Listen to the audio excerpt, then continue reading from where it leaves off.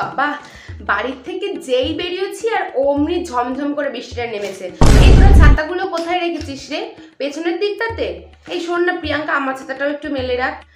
না, রিমির ছাতার পাশে রাখিস না, ওটা আমার কালার একরকম, তারপরে এক্সচেঞ্জ হয়ে যাবে। হ্যাঁ, রেখে দে একটু ছাতাটা।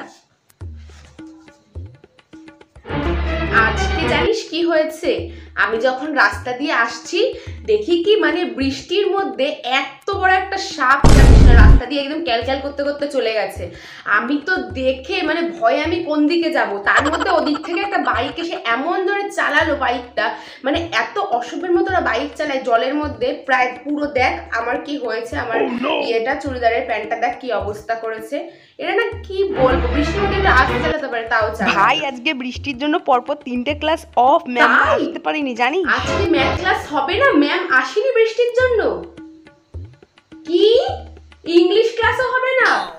কোনো ম্যামরাই আসতে পারেনি? ট্রেনের ওখানে অবস্থা খারাপ হয়ে বিশাল মজা হবে। চল সবাই মিলে একটা কাজ করি, এই বৃষ্টি বৃষ্টি ওয়েদারে পেছনের বেঞ্চের দিকে বসে কি সবাই মিলে ভূতের গল্প করি। হ্যাঁ, বেশ মজা হবে কিন্তু।